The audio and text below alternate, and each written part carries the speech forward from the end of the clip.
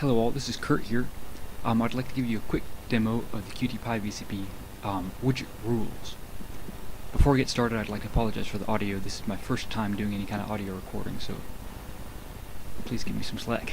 Okay, so I have two LED buttons here. One for e-stop, one for machine power. The same as this button over here, but I've made them do what I want by using what are called rules. So you can get to the rules editor by either right-clicking and selecting Edit Widget Rules, or we can basically double-click and open up the editor. So within the editor, you will see on the left there's a list of rules. You can add as many as you want here, and then within the rules you can add channels, which are basically refer to a LinuxCNC status channel item, or to a HAL item or HAL pen or anything like that. And eventually you'll be able to add more things here. So you select the property that the rule will affect. So this will change the text in the button.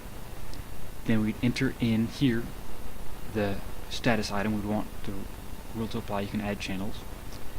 And then you select whether you want the channel to trigger, which is kind of like an oscilloscope trigger, right? If it doesn't trigger here, then when the status changes, nothing will happen. But if we set it to trigger, whenever the status changes, it will run this Python expression down here. And then we can select the type over here. The string type for the task state will be either on, off, e-stop, or reset. Int type will be the raw LinuxCNC status enum value, so 1, 2, 3, or 4. And then down here is the expression, and we can use channel 0. Is going to take whatever the value of this channel is right now, and we can use it in our expression. So we want the text to be reset machine if channel 0 is equal to 1, which is e-stop. Else we want it set to e-stop machine, right? So if the task state is not equal to 1, meaning the machine's reset, we want it to say e-stop machine. So I'll save that, and then you can look at the flash LED when e-stopped here. When the task state is equal to 1, we'll choose the LED flashing property. It'll be a boolean, right? So this is when this is channel 0 is equal to 1, it'll be true, which will make the LED flash.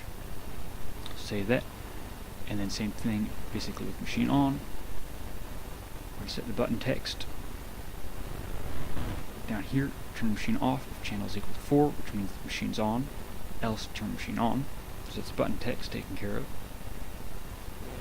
Here, we're going to turn the LED on when the machine is on. So if the task state is equal to 4, we're going to have the LED on.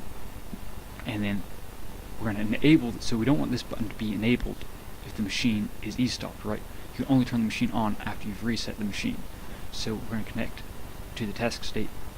Anything that's greater than e-stop, we want the power button to be enabled. So just select the enable property here, and our expression down here is going to be whenever the channel 0, whenever the task state is greater than 1, we want to enable the button. So we'll save that, and then let's see how this looks. Control save. Go here to terminal, launch what we just did. The machine is e-stopped. Remember we said we're going to have the LED flashing when the machine's e-stopped. When we set reset here, our text changes as we connect to the rules, and this enabled. Now we can set on here, and the text changes to turn the machine off, and our LED lights up. So that all works how we want it to. So you see that the widget rules are a very powerful way of connecting the LinuxCNC states to a button state, and everything in here is done with rules. Anyway, I hope that helps explain the rules a little better.